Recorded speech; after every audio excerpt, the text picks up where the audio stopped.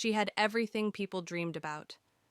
Her name was Alina, a Russian influencer with more than 2 million followers. She owned an apartment in Moscow with tall glass windows that caught the city lights, stacks of luxury clothes, and shelves of trophies from brand partnerships. People called her beautiful, successful, and unstoppable. Every day she smiled into the camera and said the same words, "Good morning, my loves." But when she turned off the phone, silence filled the room. One night she stared at her reflection and whispered, "Why do I feel nothing?" For years, she chased numbers, likes, comments, contracts, but the more attention she gained, the less she recognized herself. She began scrolling through her own feed like a stranger watching someone else's life. That's when she typed a sentence that changed everything. Quiet islands in Asia. One picture froze her thumb. A small island in the Philippines, Siquijor, its water bright as glass, palm trees bending toward the sea. Locals called it the Island of Healing. She had never heard the name before, but something about it felt like a heartbeat. Within an hour, she booked a one-way ticket. She didn't tell her followers, her manager, or even her parents. She just packed a backpack, deleted her social media apps, and disappeared. The moment she stepped out of the airport, warm air wrapped around her like a hug. The taxi drove through coconut groves, past houses painted in blue and pink. Chickens crossed the road. Children waved. No one knew who she was, and that felt like freedom. Her room was a tiny bamboo hut by the sea. No air conditioner, no mirrors with ring lights, just a small fan that creaked in rhythm with the waves. That night she lay awake, sweating, listening to geckos click from the ceiling. She almost cried. Maybe I made a mistake. The next morning she walked along the beach barefoot. A fisherman fixing his net smiled at her. A woman selling mangoes said, "Good morning, miss," and handed her one for free. The kindness startled her. In Moscow, strangers rarely smiled. Here, it seemed natural. She bit the mango. Juice ran down her wrist. It was the sweetest thing she had tasted in years. As days passed, Alina learned island rhythms, slow mornings, noisy roosters, the smell of rice cooking on charcoal. She started greeting everyone she met. The locals taught her to say, "Salamat," thank you. One afternoon, she met the mango seller again. Her name was Lila. They sat on a wooden bench under a palm tree, talking in a mix of English and gestures. When Alina asked why Lila always looked happy even when her stall was empty, Lila said, "Because I already have enough.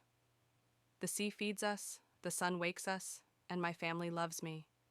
What else do I need?" Those words followed Alina back to her hut. Enough. She thought about her apartment filled with shoes she never wore and perfumes she didn't even like. What was the point of all that if peace was missing? A week later, a small storm rolled in from the sea. Rain hammered the roof, the lights went out, and her bed got wet from leaks. For the first time since arriving, she felt fear. She sat in the dark, hugging her knees, listening to wind roar through the palms. Then she heard laughter outside, children running, splashing in puddles, their parents cheering. Alina stepped out. The rain soaked her hair, the sand turned to mud, and she laughed too. It was chaos, but also joy. The next morning, the villagers cleaned up fallen branches together. No one complained. They shared food, sang while fixing roofs, and thanked God. Weeks became months. She stopped counting days. Every sunrise looked new. She helped children learn English words and taught them how to use her old camera. The kids giggled when they saw their faces on screen. One small boy, Tino, ran up to her with a bracelet made of shells. "For you, Ate Alina," he said. Ate meant big sister. She wore it and never took it off. Back home, people wondered where she was. Her manager sent messages like, "Brands are waiting." Her followers asked, "Are you okay?" But Alina didn't answer. She had nothing to sell anymore. She spent her days walking dogs for neighbors, buying vegetables at the market, helping fishermen post their catches online. Her old influencer skills became tools for others, not for herself. Then a real challenge arrived. A strong typhoon was heading toward the island. Locals prepared, boarding windows, moving animals uphill. Alina helped carry supplies to the evacuation center. When the storm hit, Wind screamed like a train. Water flooded the huts. Trees snapped. She held a child close as waves slammed against the shore. In that terrifying moment, she realized something the people around her were scared too, but they faced it together. Back in her old world, fear was something she hid. Here, it was something they shared. After the storm, the island looked wounded. Boats broken, houses torn. Alina expected despair, but the next morning everyone was working again, repairing roofs, cooking food for those who lost theirs. She joined them. Someone handed her a hammer. She laughed and said, "I've never used one, but learned fast." Helping others felt better than any applause she had ever received online. A few weeks later, the island held a small festival to celebrate survival. Lanterns hung from palm trees, drums echoed through the night. Alina danced with the villagers under strings of light. For once, she didn't care how she looked. She laughed until tears filled her eyes. A local musician sang a line that stuck in her heart. "You can't keep the sea from coming, but you can learn to swim." Life slowly rebuilt itself. The women she had taught photography began selling their crafts to tourists. The small project turned into a cooperative. Alina used her old contacts. One afternoon, while buying fruit, a tourist pointed at her. "Wait, you're Alina Petrov, right? The influencer from Moscow?" For a moment, she froze. She hadn't heard that name in a long time. "I was," she said with a smile. "Now I'm just Alina." The tourist laughed. "But why would you leave all that fame?" She looked toward the sea and answered, "Because peace was waiting here." Word spread online. Someone recognized her in the background of a traveler's vlog. Comments exploded. "She's alive. She left everything. Why?" A journalist flew to the island to interview her. At first she refused, but finally agreed, hoping her story might help others burned out by digital life. The article's title read, "She was a Russian influencer, now she teaches joy on a Filipino island." It went viral not because of glamour, but because of honesty. Thousands of people messaged her page again, saying her story inspired them to take breaks from social media, to touch grass, to talk to real people. She smiled at the thought. Influence, she realized, didn't need filters. It needed truth. A year after arriving, she visited the small school where she'd donated her old camera. The children had painted a sign above the door. "Thank you, Ate Alina." They surrounded her, showing pictures they'd taken the sea, their families, the sunrise. Her eyes filled with tears. "You don't need to thank me," she said. "You did this yourselves." That evening she walked to the beach alone. The sky was purple, the tide low, crabs crawling over wet sand. She took out her phone, the same one she hadn't used in months, and turned it on. Notifications exploded.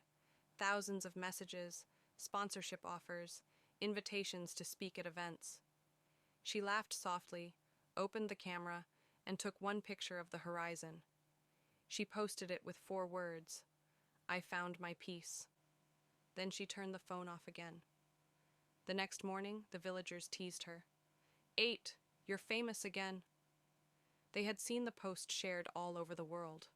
She shrugged. If fame can spread peace, let it. Years passed. Her hair grew sun-bleached, her Russian accent softened. She helped plant mangroves, joined beach cleanups, learned local songs. The islanders called her family.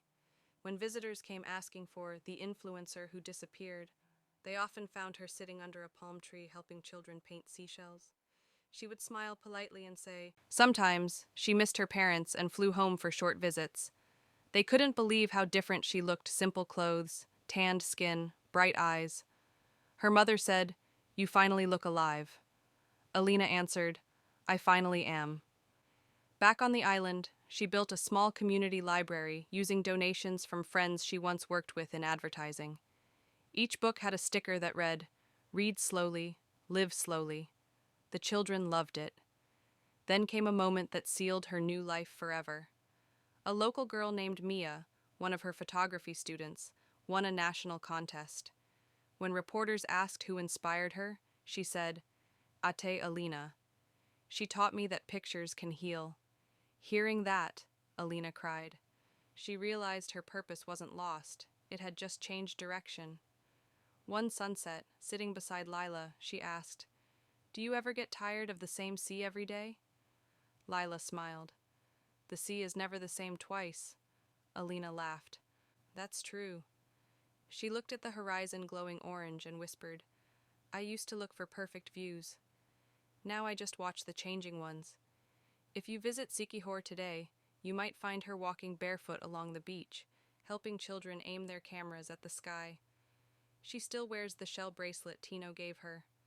Her hut is still small, her laugh still loud.